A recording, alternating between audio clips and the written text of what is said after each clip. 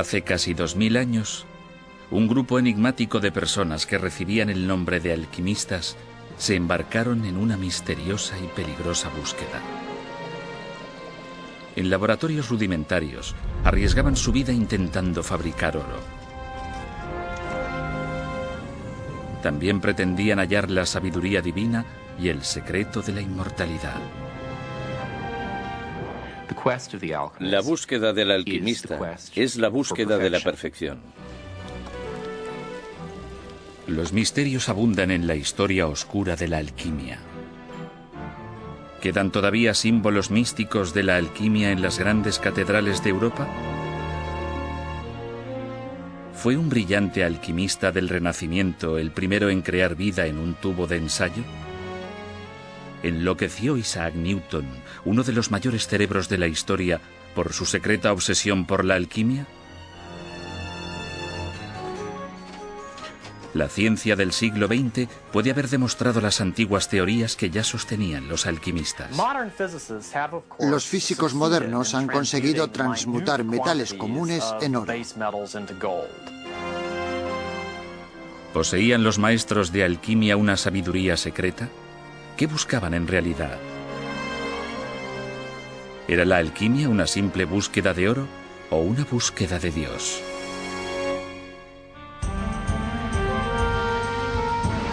Alquimia, magia o ciencia. El sueño dorado.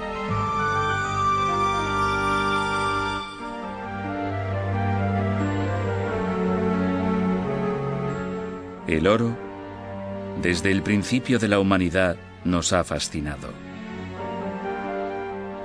Muchos lo han codiciado por lo que se puede comprar con él. Otros lo han venerado como un símbolo de lo que anhelamos ser. El oro es el metal perfecto. Un anillo de oro no se corroe aunque esté sumergido en agua de mar. La plata, el hierro e incluso el plomo se degradan con el tiempo. Los faraones de Egipto fueron los primeros en extraer oro hace unos 5000 años.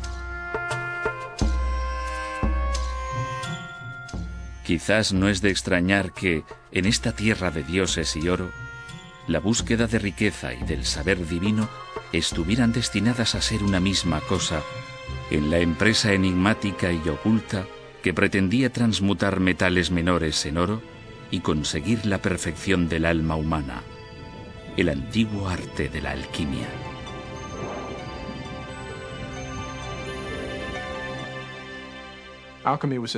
La alquimia se inventó en los primeros 2 siglos después de Cristo, en Alejandría, que está en Egipto. Los egipcios eran famosos por entrelazar complejas prácticas espirituales con, por así decirlo, no menos simples prácticas tecnológicas.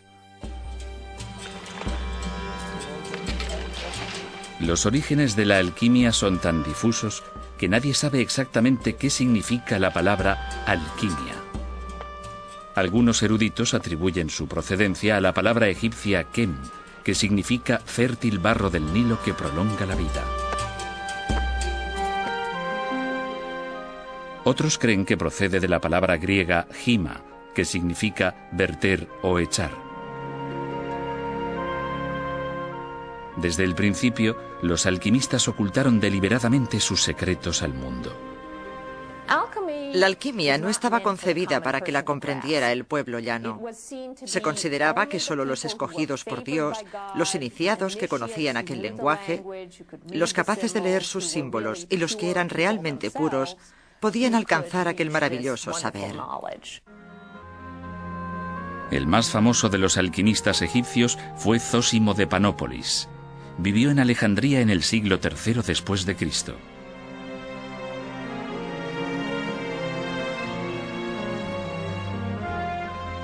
Fue el primero en describir el esquivo talismán todopoderoso que todo alquimista debía poseer para tener éxito en su empresa.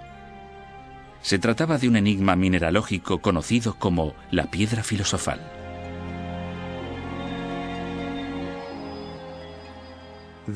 Existe una piedra que no es tal piedra, un objeto precioso que carece de valor, un ente multiforme que no tiene forma, una cosa desconocida que todos conocemos. Zósimo de Panópolis.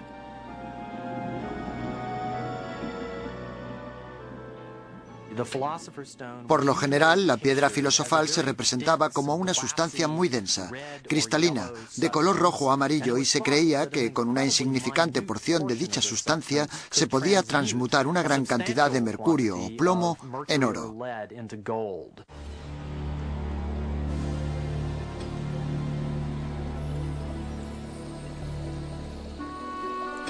Pero la piedra filosofal era algo más que la clave para obtener extraordinarias riquezas. Los alquimistas creían que quien poseyera la piedra tendría en sus manos el poder divino de conceder la vida eterna.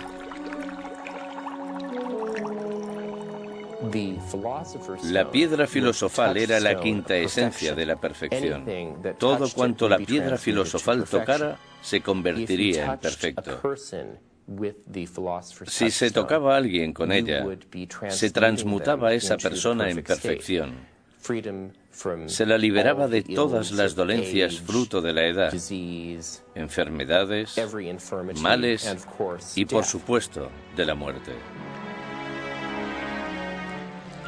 En sus talleres oscuros, calurosos y llenos de humo, los alquimistas se esforzaban por crear la piedra filosofal siguiendo antiguas fórmulas místicas, mezclando, fundiendo y disolviendo minerales en un extraño proceso al que llamaban transmutación, parte metalurgia, parte mitología.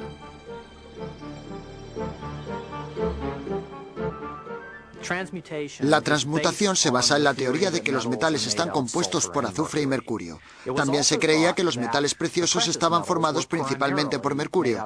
Por ejemplo, se consideraba que el oro era mercurio casi en estado puro con un poco de azufre, lo que le confería su color amarillo. Así pues, solo tenía sentido intentar fabricar el agente transmutativo, la piedra filosofal, a partir de mercurio. Pero los no iniciados no le veían mucha lógica al extravagante mundo de la alquimia. Los libros de alquimia escondían los secretos de la transmutación entre páginas indescifrables de imágenes violentas, eróticas y monstruosas.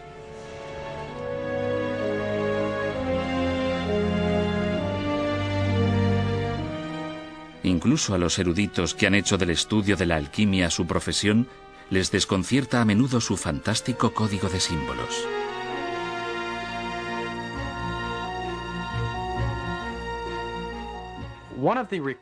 Una de las imágenes recurrentes más impactantes en alquimia es la imagen de un hombre y una mujer unidos en uno, un hermafrodita. Me gustaría saber exactamente qué tenían en mente los alquimistas al utilizar esta imagen tan extravagante y grotesca. Por una parte, parece simbolizar la unión entre lo volátil y lo estable, lo no volátil. Por otra parte, la unión entre el cuerpo y el alma. Y por otra, la unión entre el bien y el mal. Valdría la pena contar con un alquimista y presionarlo acerca del significado de este símbolo hermafrodita.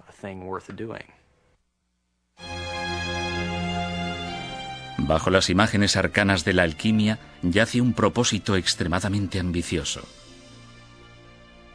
Los alquimistas pretendían nada más y nada menos que desvelar el misterio último de la creación. La alquimia constituía la búsqueda del secreto de la vida. La gente creía que todos los metales, plantas y animales crecían, que todos compartían una misma propiedad, la vida. De modo que cuando un alquimista trabajaba en el laboratorio e intentaba imitar la naturaleza, intentaba imitar el crecimiento del oro en la tierra o la maduración del oro en la tierra, creía estar buscando el secreto de la vida. Los secretos de la alquimia perduraron a lo largo de siglos de caos, durante la caída del Imperio Romano y la decadencia de la civilización clásica.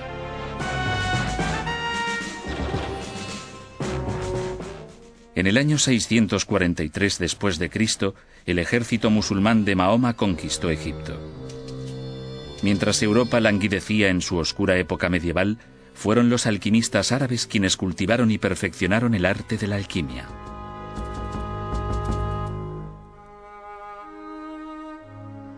En el siglo XI, los grandes cerebros de Europa aprendían alquimia de sus iguales islámicos. A pesar de la oposición de la Iglesia católica, el arte secreto prosperaría en la Edad Media.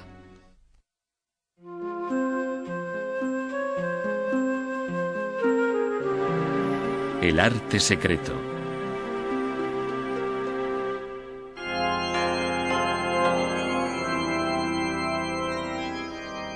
La Catedral Gótica, una oración grabada en piedra.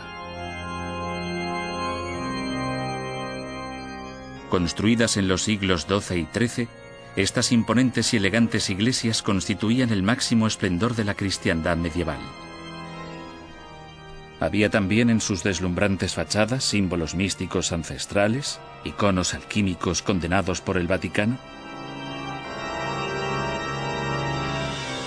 Algunos creen que sí.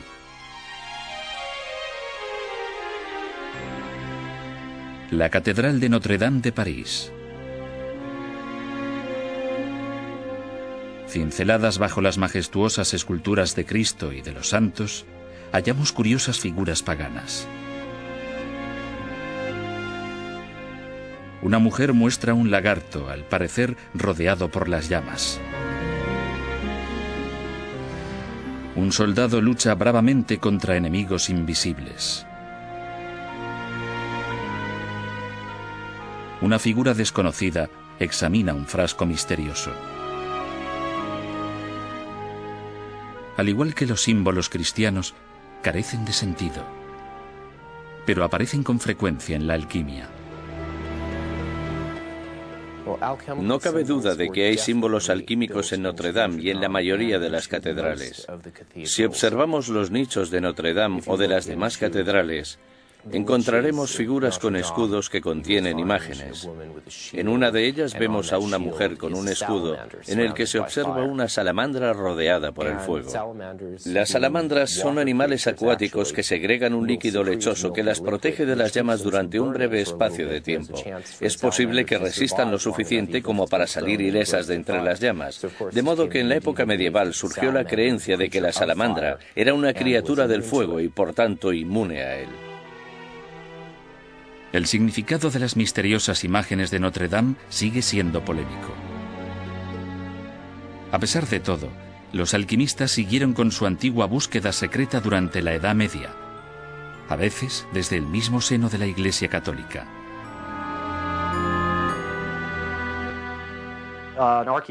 En una excavación arqueológica realizada en el Jardín del Louvre de París, se han encontrado instrumentos alquímicos en una letrina construida en el emplazamiento de un antiguo monasterio.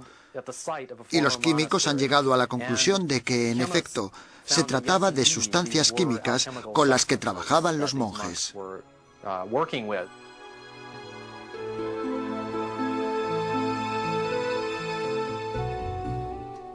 Uno de los alquimistas más famosos del mundo medieval fue un fraile inglés del siglo XIII llamado Roger Bacon, considerado el científico más brillante de su tiempo.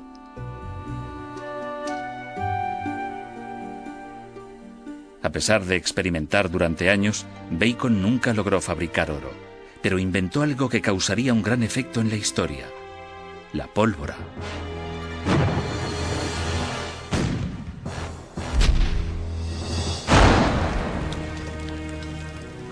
A medida que la fama de Bacon se extendía, también se extendieron rumores siniestros sobre lo que ocurría en su laboratorio. Se murmuraba que podía invocar al demonio y que había fabricado una cabeza parlante de metal y un espejo que predecía el futuro.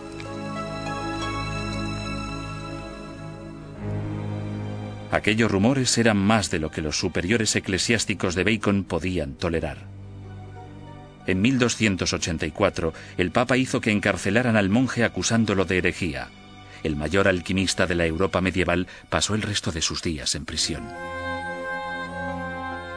Otros tuvieron destinos más funestos. La gente asociaba el azufre con el demonio. Así que si entraban en tu laboratorio y olía a azufre, no cabía duda de que habías estado conjurando al demonio. Por este motivo, muchos alquimistas medievales murieron en la hoguera acusados de brujería.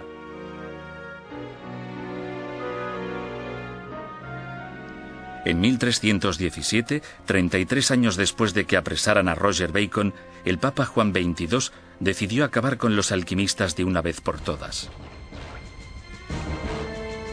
La alquimia queda terminantemente prohibida y aquellos que la practiquen serán castigados. Se les sancionará con el pago al tesoro público en beneficio de los pobres de todo el oro auténtico que hayan fabricado. Si no disponen de suficientes medios para hacer frente al pago, se les considerará delincuentes. Papa Juan XXII.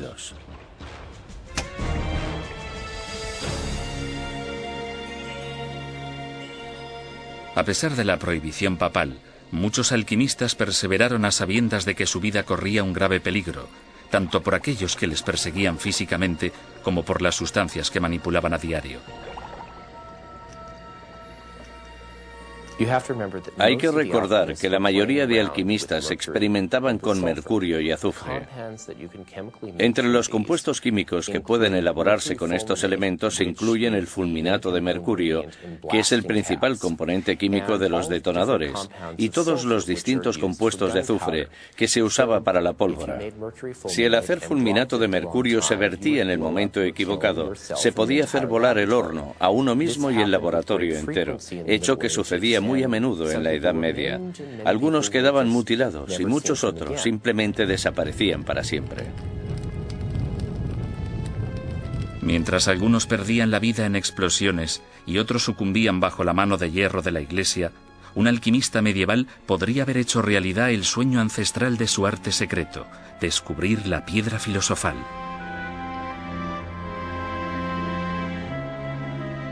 A mediados del siglo XIV, un humilde escribano, Nicolas Flamel, que vivía en París, se ganaba la vida modestamente copiando manuscritos. Durante décadas, intentó también descifrar los símbolos secretos de la alquimia.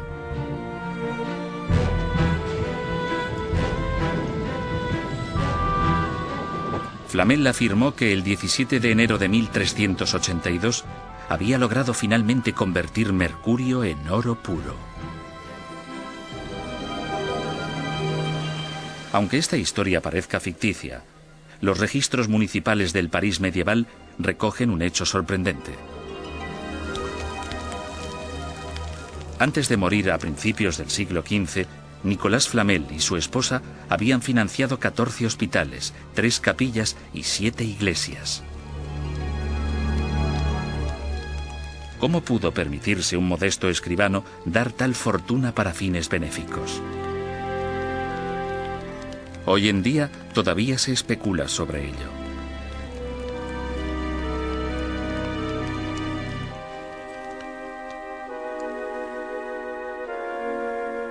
La leyenda envuelve incluso la muerte de Flamel.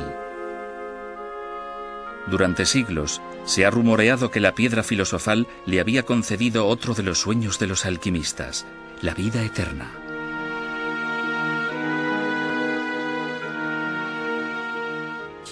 Él y su esposa desaparecieron. Sin embargo, durante años se les vio en ocasiones en Francia y en otros países.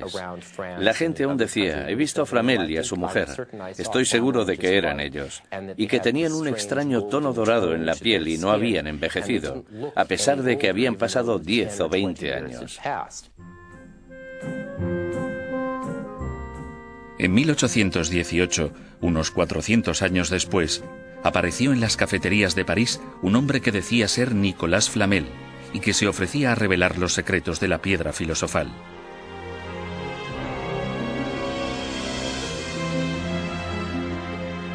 La leyenda de Nicolas Flamel quizás solo fuese una fantasía para mantener viva la esperanza y alentar a aquellos que trabajaban en vano por descubrir la tan ansiada piedra filosofal. Pero mientras los alquimistas se afanaban en secreto, a riesgo de despertar la ira del Vaticano, los tiempos iban cambiando a su favor. La Europa medieval estaba a punto de transformarse en un glorioso renacimiento que celebraría la sed de conocimientos y el poder del hombre.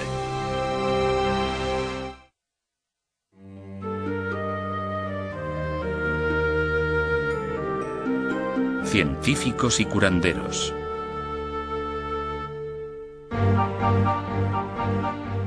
A principios del siglo XVI, una nueva era ponía fin al antiguo mundo medieval.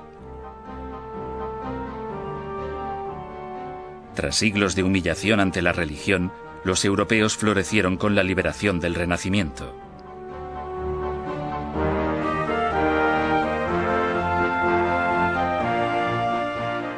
El hombre dejó de limitarse a ser parte de la creación divina.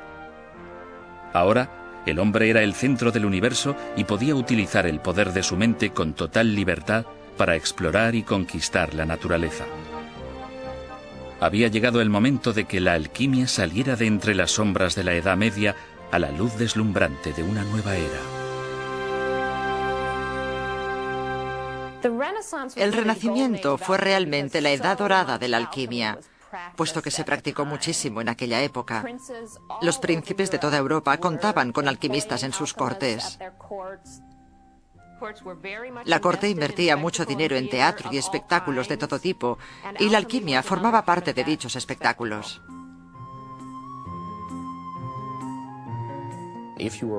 Si eras un noble rico, tenías que tener un alquimista en la corte. Era como tener un astrólogo, un gigante, un bufón, un enano o cualquier otra persona a tu servicio. Era necesario para guardar las apariencias. En la década de 1580, el emperador del Sacro Imperio Romano, Rodolfo II, uno de los soberanos con más poder de Europa, tenía más de 200 alquimistas a su servicio trabajando cerca de su palacio de Praga, en un estrecho callejón al que llamaban Callejuela del Oro.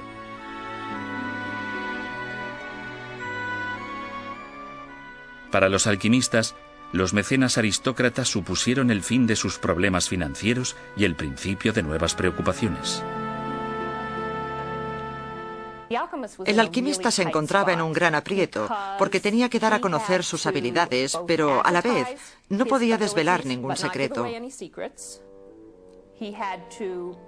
Tenía que demostrar que era bueno en su trabajo transmutando plata, plomo o cualquier otro metal en oro.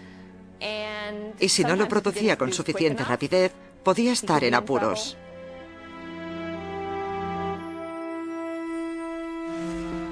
La historia recoge relatos espantosos de príncipes codiciosos que torturaban brutalmente a los alquimistas e intentaban forzarlos a revelar los secretos de su arte.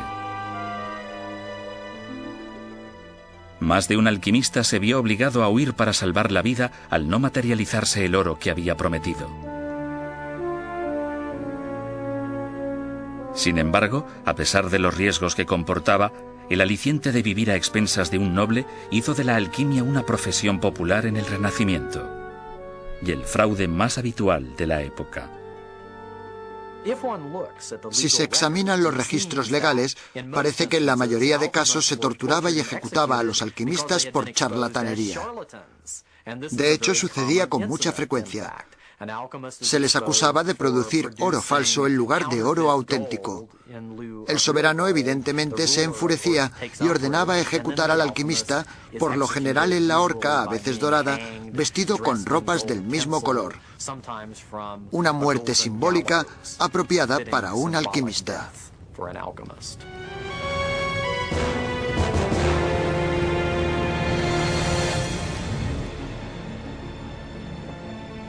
No obstante, existen informes acerca de transmutaciones reales. Hoy en día nos sorprenden este tipo de misteriosas afirmaciones. ¿Cómo pudieron realizar los alquimistas del siglo XVI la tarea, al parecer imposible, de la transmutación?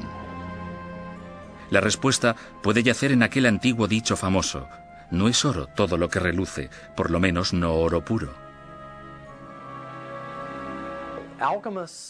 Los alquimistas sostenían que el oro era un metal pesado, de color amarillo y maleable.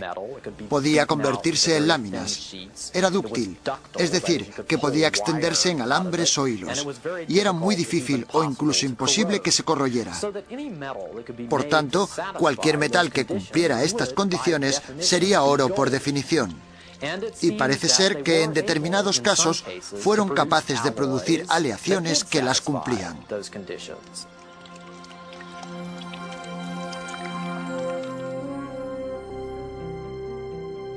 Encabezando este mundo tumultuoso de codicia, misticismo y engaño, destacaba el personaje misterioso de Theophrastus Bombastus von Hohenheim, más conocido como Paracelso.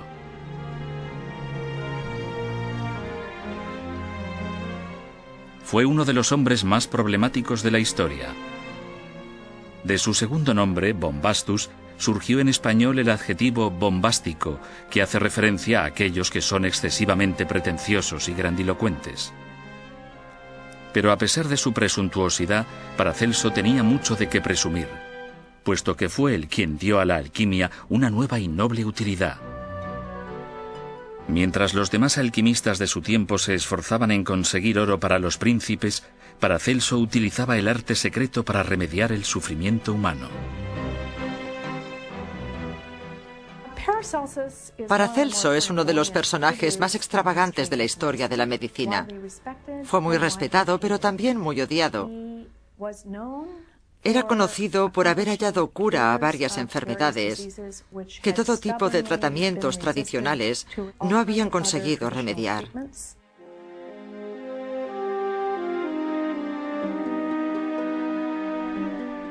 En contra de la superstición medieval, según la cual los mineros morían porque al excavar ofendían a los iracundos espíritus de la montaña, Paracelso demostró que morían de enfermedades pulmonares debido al polvo mineral que inhalaban. Y cuando Europa fue devastada por una nueva y terrible enfermedad llamada sífilis, que habían transmitido los exploradores de las Américas, se atrevió a buscar una cura en una de las sustancias que la alquimia consideraba más peligrosas. Paracelso abogaba por el uso de mercurio para tratar la sífilis. Y aunque sabemos que el mercurio, en estado puro, es bastante tóxico para el cuerpo humano, tratado químicamente, puede transformarse de forma que no sea letal para el hombre.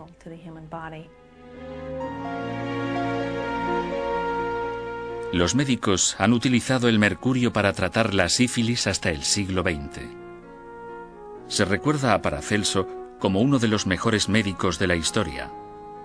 Epitafio que podría haber escrito él mismo sin ningún problema, ya que él era el primero en vanagloriarse de haber creado vida humana.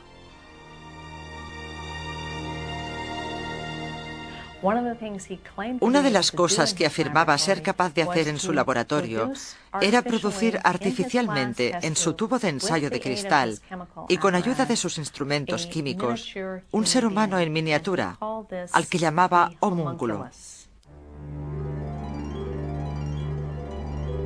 Lejos de ocultar cómo había creado a su homúnculo, Paracelso publicó abiertamente la fórmula.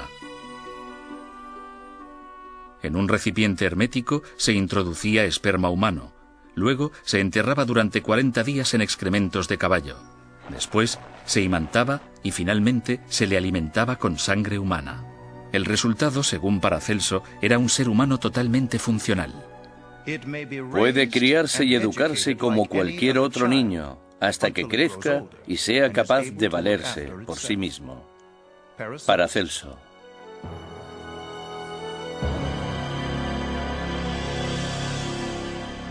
La noticia del homúnculo sacudió a toda Europa. Los enemigos de Paracelso, enfurecidos, le acusaron de creerse Dios. En cambio, los alquimistas que le apoyaban se apresuraron en crear sus propios homúnculos en los laboratorios. Muchos afirmaron haberlo logrado, pero extrañamente nadie mostraba su homúnculo, ni siquiera Paracelso. Al final, la altivez de Paracelso terminó por el temor de lo que había hecho, y dijo al mundo que había acabado con el ser viviente que una vez se había jactado de crear.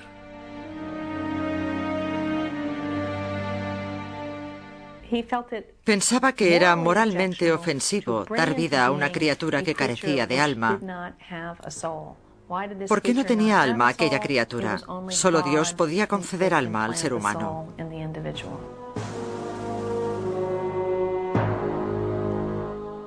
Paracelso murió en 1541. Paradójicamente, su capacidad de innovación pudo ser el detonante de la posterior desaparición de la alquimia. En el siglo XVII, una nueva ciencia experimental inspirada en el trabajo de Paracelso estaba desprestigiando el arte ancestral. No obstante, aunque Europa se adentraba en la época de la Ilustración, los oscuros secretos de la alquimia no perdieron su atractivo.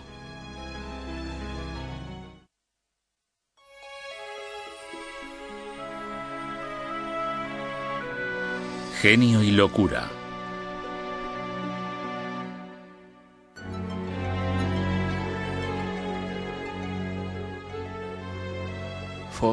Para cada acción existe una reacción igual y opuesta. Isaac Newton, 1666. Sir Isaac Newton, descubridor de las leyes de la gravedad y del movimiento, inventor del cálculo y del telescopio de reflexión, fue quizá el mayor científico de la historia, comparado únicamente con Albert Einstein.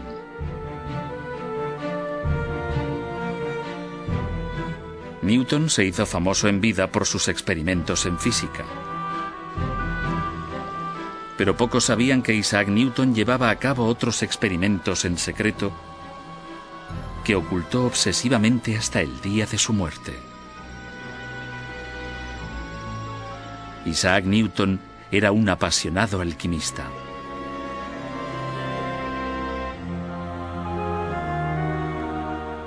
En 1936, 200 años después de la muerte de Newton, los estudiosos se sorprendieron al descubrir notas, escondidas hacía mucho tiempo, de los experimentos alquímicos del gran físico.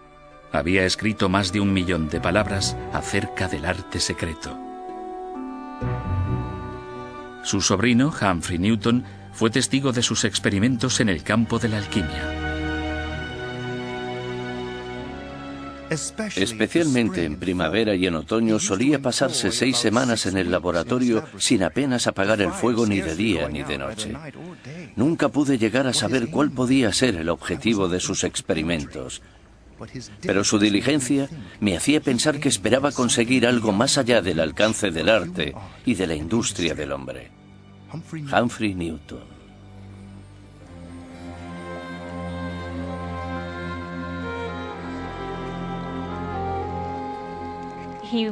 Creía en la filosofía mecánica, según la cual la materia solo está formada por partículas en movimiento, pero era demasiado limitada para él, y lo que realmente buscaba en la alquimia eran los principios vitales de la naturaleza, la vida secreta de la naturaleza, de la materia. Para él se trataba de una búsqueda religiosa. Algunos eruditos opinan que en la alquimia puede hallarse la clave de uno de los episodios más desconcertantes de su vida. A los 51 años de edad, Newton envió extrañas cartas a sus amigos más cercanos. Estaban llenas de acusaciones extrañas, de quejas acerca de incidentes que nunca habían ocurrido, y en ellas declaraba que nunca volvería a dirigirles la palabra. También se quejaba de insomnio y de misteriosas indisposiciones. Este extraño episodio desconcertó a generaciones enteras de eruditos, hasta que la obsesión de Newton por la alquimia salió a la luz. El insomnio, la pérdida de memoria y los delirios paranoicos son síntomas típicos del envenenamiento por mercurio. ¿Hizo la alquimia que uno de los mayores intelectos del mundo perdiera el juicio temporalmente? Los alquimistas trabajaban constantemente con mercurio, que era el elemento central en la teoría alquímica. Probaban cosas, se las ponían sobre la lengua para ver si eran ácidas o dulces, se las frotaban en la piel, las olían y trabajaban con una especie de humo en el laboratorio. No me sorprendería que Newton se hubiera envenenado con mercurio.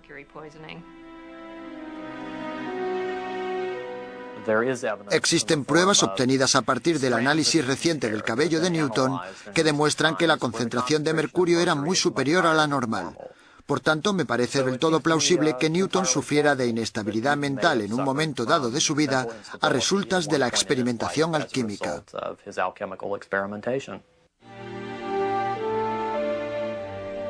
Isaac Newton se recuperó de su misteriosa crisis y vivió hasta la edad de 85 años. Murió en 1727.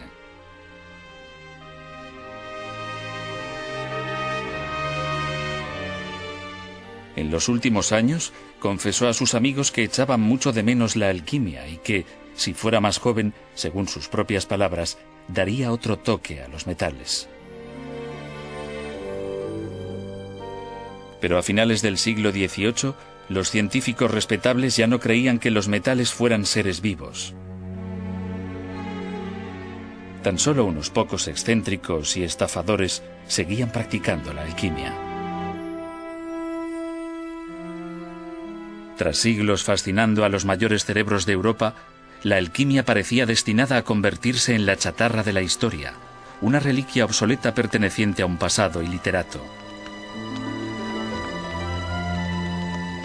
Pero el ancestral arte místico se negaba a morir.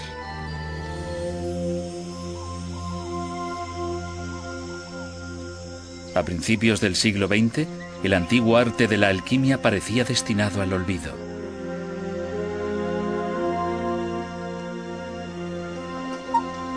Hacía tiempo que había quedado relegado a una mera curiosidad histórica.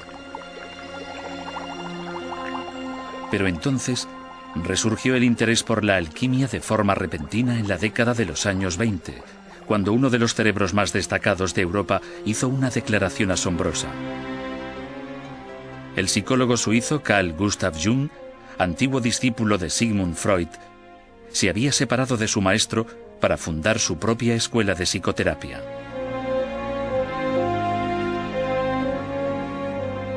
En un informe, Jung explicaba que sus pacientes veían imágenes misteriosas y fantásticas en sus sueños, imágenes que afirmaban no tener ninguna relación con su vida personal. Durante años, Jung reflexionó sobre estos sueños, incapaz de interpretar aquellas imágenes, hasta que topó con los tratados abandonados hacía mucho tiempo de antiguos alquimistas.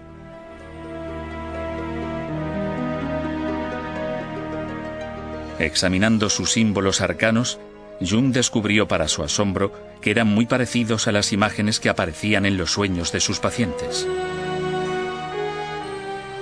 Estaba convencido de que las extrañas imágenes de la alquimia eran mensajes de curación física procedentes de las profundidades del inconsciente que se aparecían a las almas atormentadas de todos los tiempos.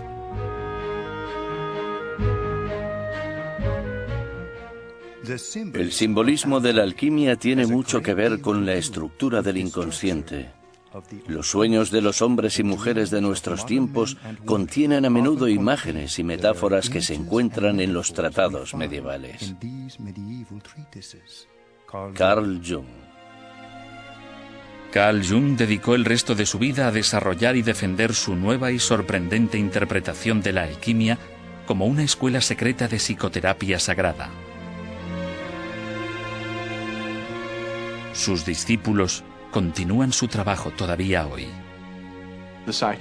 La psique se encuentra en la oscuridad y debe ser liberada, igual que el oro se obtiene de la materia en la alquimia. De modo que al ser liberada, al hacer consciente lo que es inconsciente, se está produciendo una especie de proceso alquímico. Es pues lo mismo pasar por el proceso del psicoanálisis que trabajar en el laboratorio hasta conseguir encontrar la piedra filosofal. Una vez que te encuentras a ti mismo, te conviertes en una persona autorrealizada. Has encontrado una piedra filosofal y tanto metafórica como psicológicamente has logrado alcanzar el estado de trascendencia. La interpretación psicológica de la alquimia de Jung sigue siendo controvertida. Pero Jung no ha sido el único pensador del siglo XX que se ha dedicado a la investigación de los misterios de la alquimia. En 1941, en la Universidad de Harvard, los físicos combinaron el poder de la era atómica con la ancestral labor alquímica de la transmutación. Mediante el recién inventado acelerador de partículas, bombardearon 400 gramos de mercurio con neutrones de alta velocidad y transformaron una minúscula cantidad de mercurio en oro. ¿Se trataba de la primera transmutación con éxito de la historia? ¿O simplemente demostraba que siempre había sido posible transmutar metales?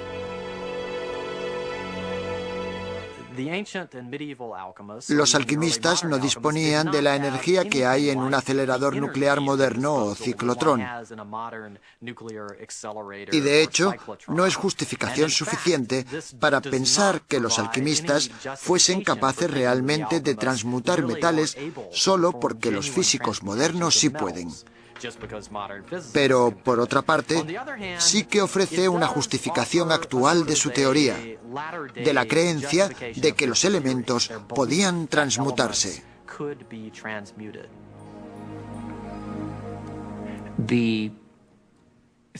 Quizás bombardear mercurio con radiación hasta crear oro sea el modo más complicado de llevar a cabo la transmutación de metales.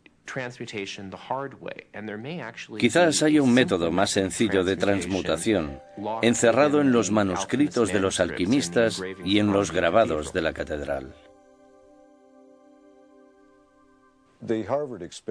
El experimento realizado en Harvard, por el cual se obtuvo una minúscula transmutación de oro, no supone, a mi modo de ver, una justificación de la alquimia, aunque es un experimento interesante. Lo que me parece importante es intentar encontrar la energía subyacente que el alquimista concibió y con la que trabajó. Creo que no es tan importante demostrar que es posible transmutar metales. Para mí, eso es un hecho.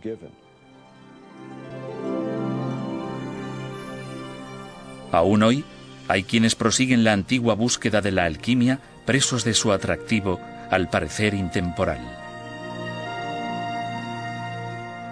Russell y Sue House son alquimistas contemporáneos. Para ellos, la alquimia no representa la búsqueda de riquezas, es la búsqueda de las verdades espirituales más profundas.